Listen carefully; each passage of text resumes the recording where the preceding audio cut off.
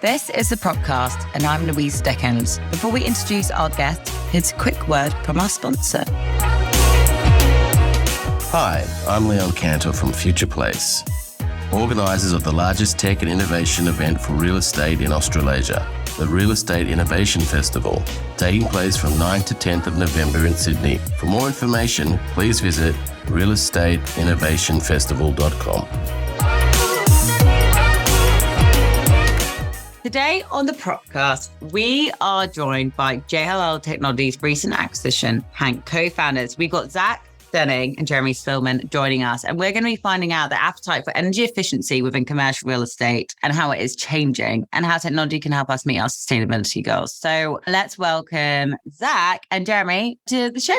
Thank you. Nice to be here. Yeah, thank you for having us. Now, on the podcast, we will hear about Hank's product and JLL Technologies acquisition of Hank and the reason behind it. And we'll be talking about how it helps commercial real estate world to reduce emissions and assist clients, obviously like JLL, in reaching net zero, which is an obstacle everyone is trying to overcome, but also just work out. Also, excitingly, Hank has expanded to Europe from the US. So we're going to be hearing a bit more about the differences in terms of, say, adoption and probably general consensus about technology when it comes down to technology, ESG, smart buildings, how they're generally going to hit those sort of targets. And also, we'd love to hear a bit more how JLL has helped you in making the leap across the pond. Loads of businesses have tried doing it, and lots of our listeners would agree with that. But you guys have done it successfully, and also such a quick space of time, which is amazing. So anything you can share that, we would love to hear.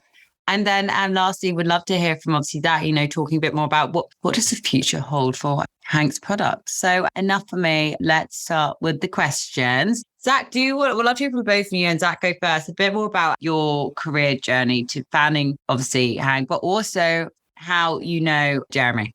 Yeah, so try and keep it quick. So I, was a mechanical engineer, started out in the smart building industry, and was a freelance developer through college. And so really liked software, did okay in mechanical engineering, but really liked software. And I found out early on in my career that, in the smart building industry, everybody's focused on hardware. They want to talk about, hardware and components and IT and all these physical things. But when you talk to the owners, they don't know much about that. And I started picking up on that in my career, that the actual building owners, the people that, own the buildings and invest in them like a return, don't even know what control systems are in their building half the time. They don't know about smart building. And I started learning early on that, software generates savings. So I started selling energy services type contracts in a BMS capacity, and just realized that the majority of these projects are not installing hardware, it's reconfiguring software and making it better. To compound that, I taught myself machine learning, started getting really deep in the machine learning realm, and just started learning real quick that machine learning can solve problems long-term. So you can get these buildings to work right, and then machine learning can kind of hold them to a higher standard long-term, which traditionally has been the requirement of a technician to tune these smart building systems every 3 to 6 months. I really figured out that smart building systems weren't so smart, and that machine learning was the future of this industry, and went to work on it. Spent quite a bit of time, won a grant, actually developing the software, brought in a lead developer, first employee. We proved that the software could work. We proved that machine learning could drive savings in buildings. They were really substantial. Also proved that the business model was viable, that we can generate huge economics for clients that are in the upwards of 5 to 6x over some of the best ROIs that you get in the industry today. Went out to fundraise through several channels, ran into Jeremy's best friend, and really was able to pull him in, co-founder and CRO. And my playbook to him was, you got to go sell building owners. And that's about all I had. And he took that playbook and actually built a real playbook out of it, and that carried us to our journey with JLL. I've got a quick question. So how long did this take? So since the time where you got the grant, you then obviously perfected the product. I guess the product is probably not perfected in your eyes, but then proved the value there. How long does something like, I know like how long the piece of string, but how long did that whole process take you? Yeah, so I think that's like one of the more underrated things as you go through this process that people don't want to talk about as much. The first year was spent just figuring out what the real business problem was. So I developed the software, in the first year. So by myself, just developed a solid foundation of software that something I can go sell and to test the market with. And we tested the market and we tested it with monitoring analytics applications and figured out that it's a very niche market, that there's not a whole lot of growth opportunity, that it's very challenging. Took that, I had already taught myself machine learning through using it in the application and figured out that can machine learning go and solve the problems that it's finding? The recommendations that it's making to engineers, can it just do it itself? And that's when we won the grant in year 2. We used the grant through a lot of year 2, year 3. Those are the very early days. No dashboard, no UI, straight back-end product, solving problems for customers. The only front end that we had was me calling customers to see how it was going. They had no ability to log into their building and see what was going on. But we proved that comfort improved drastically, and we had these massive savings. So it wasn't until, really at the end of the tail end of like year 3, year 4, that we started seeing just even initial clients and the ability really to go fundraise. I think it was like towards the end of year 3, beginning of year 4 that we even were able to fundraise because we had a viable like proof of concept product and proof of concept business model. And Jerry, obviously, you must love, your mutual best friend, obviously, the introduction. What's your journey been like since then? Yeah, no, he's okay. So it's okay. So I started always on the sales side, focused more on clean tech. Started with utility scale, DSM program, software management. I was just kind of wrapping up my stint at an electric vehicle charging startup. They were going to their next phase, and I needed to figure out my next phase. And me and, said best friend were on vacation together in Croatia. And, just kind of sat there and he's like, hey, what are you going to do next? I'm like, I don't really have a clue. And he goes, well, I met this guy. And, I think it took one meeting for Zach and I to have at the local coffee shop. And, after that, I was like, all right, I'll start next week. So, yeah, it's been quite the journey, right? It's been fantastic. I didn't know, HVAC, other than like, adjusting my nest at home. So really not only understanding a brand new, market, technology, all of those things has been exciting and it's been great. And, very quickly, are you able to pick up some of the nuances in the industry, why things have been the way that they've been for such a long time? I think that's what got me so passionate, because really the core of what we're doing at Hank with virtual engineering, it's not a new product. It's not a new kind of service. It is a completely new way to manage the largest, energy consumer, cost driver in your building. So it was very easy to jump into it with Zach. And, as you could tell, he's a passionate guy. I'm a passionate guy. So we kind of clicked right away. Yeah, I can sort of sense the energy, even though we're recording this over Zoom. Now, obviously, Zach, for our audience, you obviously can't pick up your product just as easily as Jerremy. Can you explain in layman's terms a little bit more about what it is?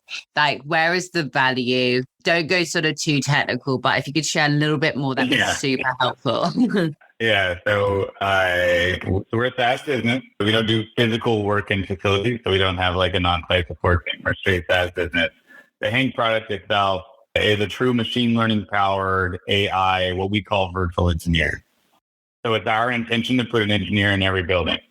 So for those buildings that may only have one engineer or even a staff of engineering, really enabling them with extra eyes and ears and hands to be able to effectively do their job better. Not have to worry about all the nuances of having to change day-to-day set points and tune systems in and, constantly working with several different stakeholders outside of their organization and third parties to solve problems. We've been able to do that using machine learning. I mean, in the true essence of a virtual, almost assistant engineer that we're providing to our customers. And we layer on top of existing OEM smart building systems or building automation systems. This falls on top. We've perceived the product very akin to a software platform. So in the early 90s, you had Windows start to layer on top of multiple OEMs where they leverage the existing hardware. And we see this in the exact same capacity. When we look at what the product does, Hank solves for, first and foremost, energy. We drive anywhere from 15, sometimes upwards of 30% energy savings in buildings. We've got all the way up to 50 in the rare case. Very challenging buildings. We've actually been able to save up to 50% total building energy savings. But on average, we look in that 18 to 25% range. So massive economics, great paybacks, really bending towards that sustainability focus with a lot of clients. But I think that the thing that a lot of people misunderstand is there's 3 pillars of success in the building. Obviously, first and foremost, is driving energy savings for owners, but for the on-site staff, the operating team, the property manager, the engineering staff, that comfort element is vitally important. And so when we look at the Hank product, the first thing it does is learn comfort, train itself to comfort, and drive comfort settings to the building. So it's really looking at, can I take over the building? Can I drive optimal comfort? On average, in our portfolio right now, we're driving, we're a half degree away from set point in all of our buildings on average. I think it's some crazy number like that. In your house, you're like 2 degrees away from set point, right? So the comfort is so insanely tight that in most cases, it's better than your house. And then once it learns comfort, then it starts to figure out, what can I do to save energy? And I think that's really, like, when we look at sustainability, the backwards approach everybody takes is like, can I drive energy and then look at comfort? We say, hey, let's drive comfort. Let's make people happy. Let's get that operating team operating on site as effective as humanly possible, which means removing comfort complaints and these crazy settings to generate them. Then on the back end, once you have comfort established, then figure out these small fine-tuning ways to drive savings. So that's where you get, the 18% savings from. I think that indoor air quality is important. I don't know if it's as much of a driving force, I would say, but we do establish, ASHRAE, Title 24, California, American standards for indoor air quality, which are some of the highest in the United States and potentially highest in the world for indoor air quality. We do establish those across our entire portfolio as well. Well, this sort of leads to the next question, which I'm sure Jerremy can elaborate on a bit more, but you kind of really answered part of it, the sort of 18 to 50% reduction. Now, Jerremy, could you tell us a bit more? Obviously, like Zach kind of said how it helps, obviously, with the sustainability, but all these investment managers, real estate businesses have now targets they need to hit for, whether it's like 2040 net zero or whatever it could be. How does this sort of really help them meet sustainability goals? And this might tie into also a question which we always get asked by audiences, how does that sort of, obviously you help them hit that goal, but that obviously helps you secure your first client. So how did you go about using the data from obviously proving the product has value and securing your client and also helping with sustainability? Yeah, so I think that what we're doing is kind of an interesting place, like in HVAC, right? Because, we've been in buildings that are LEED Platinum that have some of the most high-tech actual physical equipment installed. And you would think, great, those are saving energy. Those are helping me meet that. But there's also the complexities of actually managing that equipment and getting it to work up to its highest efficiencies, as Zach mentioned, while maintaining comfort, right? So I always go in where it's like, you could put like, a Ferrari, into a Ferrari engine into a building, but if you don't know how to drive it, you're not going to get anything out of it. So that's where Hank can come in, is we can go and take a look at these very high-tech buildings, but we can also, provide that same type for maybe a building that doesn't have the capital available now, that doesn't have the, NOI. They're not being able to justify some of the investments that need to be made. So with Hank, we're software as a service, right? We're no capital cost. We're software only. There's no replacing of controllers. And we can go in and really drive what you have existing to its highest efficiencies.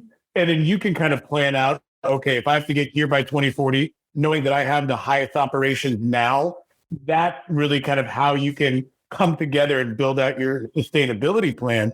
But again, one thing that I think always has to be like thought of when it comes to this, when you look at investment, managers, building owners, they're never going to do something unless it provides a return, right? So how can you make sure that pencils and line up with sustainability with the investment manager? And then kind of the last comment I'll make on that too is you've got to look at the layer in which we built virtual engineering on, because you've got an investment. They own 35 buildings across, the UK. Well, they might have 35 different teams working at that building. And if you're not able to satisfy both the ownership and investor level, as well as that property level, you're never going to have a successful product. And I think that's the biggest battle that we see right now in a lot of these sustainability measures. And I think that kind of alluded to it a little bit earlier, is I'm not just going to go up there and say, okay, great, everybody's going to be hotter this summer, everybody's going to be cold this winter, because your property team won't allow it, because your tenants won't allow it. So how do you find that balance? And I think that's really where we, quote unquote, struck gold. And that was, how we got our first client. It wasn't that they wanted to save energy, it was that they wanted to fix what they saw as like a broken building. They were getting massive tenant complaints. They were starting to accrue capital for a new, control system that they were told, this is the only way that you guys can fix anything. We had met the building owner at an event, told him what we were about, and They said, hey, listen, I got a problem building, come fix it. Well, energy was actually tied directly to comfort because the building was trying to heat and cool everything at the same time. So you'd be, 70. Oh, I'm sorry, I've got to get my Celsius down. Can I use Fahrenheit or what is it? I've got to get it up the top. I'm going to use Fahrenheit. I apologize. I don't know it off the top of my head, but let's just say hot in one zone, cold in the other, right next to each other. Yeah, I apologize about that. But yeah, so it really went into to fix a comfort issue. And then all of a sudden they're like, wait a minute, you guys, and this is one of our best projects, maybe, Zach, that we've ever done. All of a sudden they're seeing a 30%, reduction on their energy bill on a 300 square foot campus that they didn't really care about energy at the time. They cared about fixing the building. So I think that really is kind of the crux of what we're trying to build and how you can utilize data to say, okay, great, we can fix comfort without sacrificing energy, and we can save energy without sacrificing comfort. Well, I'm glad you've managed to work out that sort of balance. You mentioned obviously about striking gold earlier. Obviously in January this year, you guys were acquired by JL Technologies, which is incredible as they have plenty of clients, don't they? They have a huge portfolio everywhere, globally. And obviously they have a similar, their mission is obviously help clients save money and reduce energy consumption, and obviously want to keep their tenants happy and comfortable and secure them. So it seems like the stars aligned here. Jerremy, do you want to elaborate about how this acquisition all sort of came about as well? Like, what does it mean for your business? We're obviously going to talk a bit more about the culture and obviously the growth across different geographies in a bit, but like, how does an acquisition like this come about? I know they've been acquiring other businesses as well. They've been keeping themselves very busy, but we'd love to hear a bit more about that. And also congratulations. Yeah, thank you. So, I think that it fit in perfectly with everything that you just said, right? But I think what's great about JLL and why we align so well is I think and maybe I'm obviously, a little bit biased, but their, carbon reduction and getting carbon neutral, not only within our building, but within all of our vendors, is extremely aggressive. And it is something that is brought up all the way up to, our CEO, Christian Ulbrich, right? It is our number one path of what we want to do to meet sustainability. So I think that it was a perfect partnership when you look at it, right? Because not only are we going in and saying, hey, we can save energy looking at that one component, but also talking too about, where we could go in and have the virtual engineering, really assist the on-site team, right? Saying, okay, great, we can handle, with our support, nuisance calls. We can help troubleshoot things on site. We can do a lot of stuff that an engineer is required to do as well. So adding that additional level of expertise from our virtual team coincided and just extremely well with what the JLL property management teams are doing every day. And if you can do that by also reducing a client's energy, it differentiates our management services, our engineering services, our sustainability services in such a big way when you look at a market with some of the heavy hitters, but also there's a lot of property management companies out there who, technically are offering very similar services. So being able to go in and be part of something that differentiates us in such a large way when you're talking about the management service, I think was just a kind of a match made in heaven when it came to JLL. And, Zach, he's been working really close a little bit more with the overall kind of, tech advisory, what we want to do, big picture, with all the products and everything coming into JLL. Yeah, I think when we looked at it, we went from a financing round where we're looking at a financing round to JLL. And a lot of what Jerremy said, looking at strategically of, we want to grow, right? Our business was in, and it's still in a place of optimal growth where we have strong economics. We have a sustainable growth strategy. We know how to tap this market. We know how to recruit the right people, now partner with the right recruiter.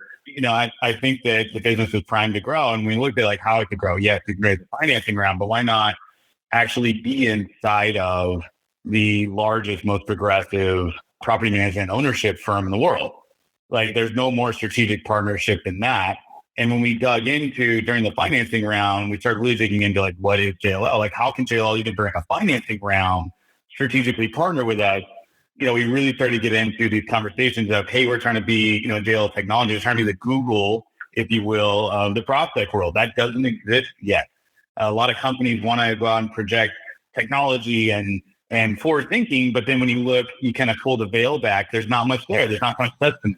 And when you kind of pull the veil back on JLLT, you see that the majority of operators here aren't the old traditional, building automation, building management types. These are, Silicon Valley. These are operators. These are people that have been in high scalable companies that have grown massively outside of the prop tech industry, even in a lot of cases, that if they can bring that level of knowledge, that level of influence to JL Technologies, then they're really set up differently and start to incorporate companies like ourselves through acquisition that can bring kind of that industry knowledge, that boots on the ground knowledge, if you will. Then that combination can actually lead to the outcome that they're looking for. And that's when we really pivoted hard during that process and said, like, really what's best for the business moving forward is acquisition, not so much financing round. We'll get a lot more value actually being here than in, more of a partnership long term.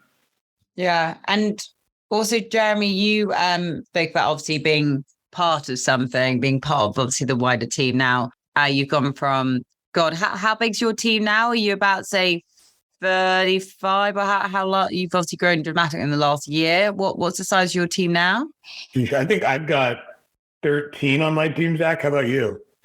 Yeah, I think we're in the 20 range just for onboarding and operations, and then another 7 or 8 in our development team. I mean, we started with 6 or 7 employees, and we've expanded that quickly this year, and look at the same level of expansion, if not more, by next year this time. Amazing. And so this sort of obviously being part of obviously a wider business like DL Technologies, obviously so many perks that, don't get me wrong, I'm not sort of doom and gloom here, but it's balancing the culture side as well, with growth, doing it sustainably, everything like that, obviously all about sustainable product, but talking about sustainable growth internally. Is there anything that's working for your business at the moment? Do you have any sort of core values in your business, which you sort of get everyone to embody, or? Yeah, I think the 2 things that Jerremy and I embodied when we were a smaller team that we continue to progress is transparency, accountability, and execution. So we're driving an execution culture. Everybody is here on the same mission to drive revenue from the top down. That could be our support engineers. We hired a lot of ex-building engineers. I think they're fantastic. All the way up to, Jeremy's sales team and BDRs and AEs. It's a group effort to drive revenue. If we're not driving revenue, then we're stagnating. And, I think that's a little bit of a different culture, I would say, when you bridge from, obviously sales, revenue is always number one, to the operations team, where you really enforce through transparency, this is the direction we're headed, and this is why. I think the other big leap that's a challenge for companies, especially in our place, getting acquired and growing as an acquisition, right? So we weren't a large established company. We needed to grow inside JL, as we've done, I think, successfully, is that transparency. Is you have a very transparent approach. You have the hard conversation. You have a mentality that we're building this together. Jerremy and I may be the business leaders in this sense, but everybody here is contributing equally, and they have an equal voice. I think that's a far cry from the smart building automation industry that's very hierarchical in nature, managers on managers. It's very layered to a more flat approach where you establish, that everybody's voice is heard, everybody is pushing in the same direction. We're all working towards the goal of execution and growing this thing and really building this category of virtual engineering. That what you find is that after you bring these people on board, that they rally behind very quickly this message because they can see their own impact and that there's nothing hidden from them. There's no veil in our company, that everybody can see how each other is progressing. Everybody can see how we're progressing toward this common goal of driving revenue and growing as a business organization. That's good here. We've just been sort of going over, did a event yesterday about sort of attracting people to the space and the differences between slightly older school or industries or larger businesses. But yeah, I think working for a scale like this, like that is, it's great when there's no hierarchy. It's a way much sort of flat structure, but also people being awarded on like meritocracy, but the transparency on like, well, I guess when you're growing a business, the strategy, the mission can sort of change, but so just recapping as well, so everyone's fully aligned, and the honesty piece is just so key. Now, let's talk about obviously your expansion. You've expanded to EMEA. Welcome to the party. What are the main differences you might have seen between obviously, I guess, in the US compared to Europe? I mentioned this in the introduction. People do it. Sometimes it works, sometimes it doesn't work. You got to keep changing the product, doing your market research, all of that. It's not all glamorous and easy expanding. Jerremy, is there anything you can sort of share with me and the audience about how you found it and trends you saw or differences? Yeah, biggest difference is Fahrenheit and Celsius, which I think I showed a little bit earlier. Just to recap. But again, I think this is one of the biggest parts of why we were able to expand to be so quickly in our, I would say, kind of evolution of the company was with the support of our JLL team out there. We were able to very quickly, find the right people to run our expansion, to fit them in within the different, JLL channels that are working throughout EMEA. And I mean, you look at what's going on with, cost of energy, obviously, is such a massive thing that's happening. You look at I think a little bit further along, I would say, in EMEA when it comes to like the adoption of smart technology, of sustainability. I mean, out here in the US, we have, one city, which is New York City, has a local law 97, and that hasn't even been fully enacted when it comes to, emission reduction. And obviously what you have, to me, it's so far advanced and so much more focused there. So I think that we've been able to fit in right away. And the way in which, again, like I go back to us, our cost structure, along with our service, has made us, I think, a quick win in a lot of different places where, we're actually having to kind of, push back and say we have to make sure that we can sustain our growth out there by, further expanding the team. So I don't really see like too big of an obstacle in the growth out there. It's really just finding, the right channels to work with, the right people, and then providing the right service. And so far, as mentioned, we've seen some really early success with that and think that we can continue to expand and also learn a little bit too, right? I think eventually, North America will get where, EMEA is. So taking those lessons of what investors are doing, what, property teams are doing to further push sustainability efforts, to further put, keep an eye on energy in a way that we just don't do as good of a job out here in the States. I think that's almost like a learning lesson for us to be like, oh, wow, we're going into these buildings that have the infrastructure in place, that have other smart technologies that we can integrate to feed our machine learning models and provide more data and, empower the AI to make better decisions when controlling the building. So I would say that the changes or the differences are more positive than I've seen negative of really saying the market has been ready for a solution like Hank and EMEA, where we're kind of pushing and getting the market ready for a solution like Hank here in North America. Awesome. Well, look, time will tell, but it's great that you've already had some successes, and I'm looking forward to hearing about a few more wins. Now, Zach, what's next for the product? Anything else to sort of keep up or anything you'd like to share with us? Yeah, so we're in the midst of a complete redesign of our UI right now. We've been working on it for like the last 9 months, and we're really curtailing it around operations teams, both ours internally as well as the customers we work with, to really give them kind of a new evolution of what smart buildings are, what, really like building automation can be. And we're really trying to prove too that, similar to other platform models like Windows, for example, that as the product iterates, there's no additional cost, there's no a la carte fees, which are so akin to this industry, is that every time you want something, it comes with a fee, an upgrade, a new physical device. And I think that this is going to be that first really, really approach into the industry that's coming at a large scale, because we redesigned and reimagined about 60 to 70% of our original app around our own workflow, and then coordinating with customers around their workflow and what they want. We launched the alpha here in the next month. We'll be launching beta by the end of the year, and then releasing to our clients in Q1 of next year. And then the iterations that we're really pushing on there from there is like, give us your feedback as we continue to reimagine workflow and building with this enablement of an AI. If we can keep gaining feedback from clients, what we can really do is push forward on evolving this product that I think is already far ahead of where the industry is when we look at, how to manage your building. We can keep evolving that product. And again, to customers, I think the big push there is, everything comes under your subscription fee. As you get these features and we advance the product, it's not nickel and dime. It's not a la carte cost. this is just an inherent part of our service that we continue to improve. We continue to make everybody's life easier under this SaaS fee. So much different than what we've seen traditionally. Awesome. Well, look, I'm looking forward to it, and best of luck with that as well. We've come to the LMRE part now, but first, here's a word from our sponsor.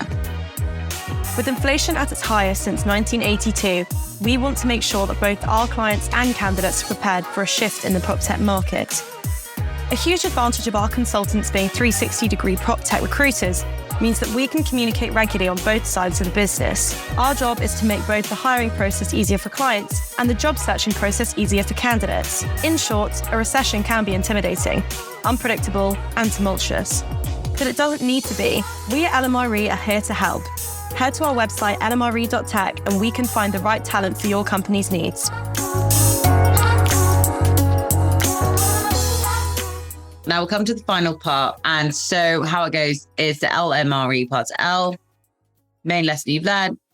You can give someone a shout out, product, service. R, what's been the most rewarding part of working within this space? And E, what are you most excited about? Which is coming out. I'm going to break it down, conscious of time. So L, this one could be for you, Jerremy. What's the main lesson you've learned in your career? I'm sure there's been a few, but is there anyone that sticks out for you particularly? Mine is there's always a path forward. So as long as you've got, hard work and dedication, you're going to figure out a way to push things forward. So I'd say tenacity is probably the biggest thing the biggest lesson that I've learned throughout my career. Awesome. Thank you very much for that. Now, Zach, who do you want to give a shout out to? It could be a particular person, ideally not Jerremy, or it could be, someone in your team, or I don't know, a partner of yours, someone at GR Technology you want to suck up to. Down to you. Yeah, we'll give it to Jerremy because I was struggling there for a bit. I'd say right now, just for the businesses, I give it to Rob Baker. Is Rob was an internal JLLT employee that kind of gravitated towards their team. We were able to rope him in, and he was a product manager, and now he's evolved into doing everything. You literally give Rob a task and it just gets done, and it's been phenomenal so far to work with him and to see how deep can I go with Rob, how far can I push up, and I don't think I've found his limit yet. But it's been one of the really cool parts again about joining JLT is the people that they've allowed, I would say, to come over to our team or to try us out and see hey, they're fit here between both of us. And they've been, extremely talented people. I'm going to tell DJ, my best friend who introduced us, that you didn't give him the shout out on this. I feel like you. I wasn't allowed to do anything around you. That's what she said. I mean, I'm just trying to abide by the rules. That's good. You've always been a rule follower. God, too little, too late. Right, who wants to go? There's two more. So, right, let's do Zach. What's the most rewarding part of working in this space? Yeah, I'd say really the most rewarding part to me, watching this product come to fruition and actually find and build a category, and, watching Jerremy and his team execute and able to get customers that never been gotten before in this industry, attack gatekeepers that nobody's ever thought of going after with a lot of success. And actually seeing the buildings come in now and watching our operations team execute, really creating this category and watching it come to fruition with a lot of people that are believing in the message is really rewarding, really awesome to watch from a founding perspective. Amazing. Right. Okay. And Jerremy, what are you most excited about, or Hank, or it could be even this smart building sustainability space?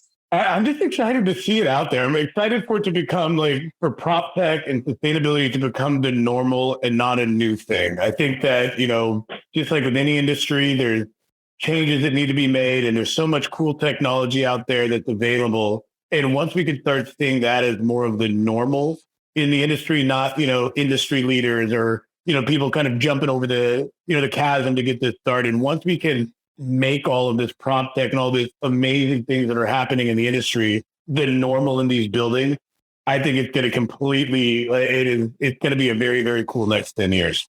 Great. Completely echo that. Look, Zach and Jerremy, it's been an absolute blast having you guys on the podcast. Obviously looking forward to seeing only one of you, Jerremy, at Blueprint in a bit. Zach, very exciting about adding another baby girl to your family, but I'm looking forward to you both catching up with me after the show. But thank you both again. Much appreciated. Thank you. Have a good one.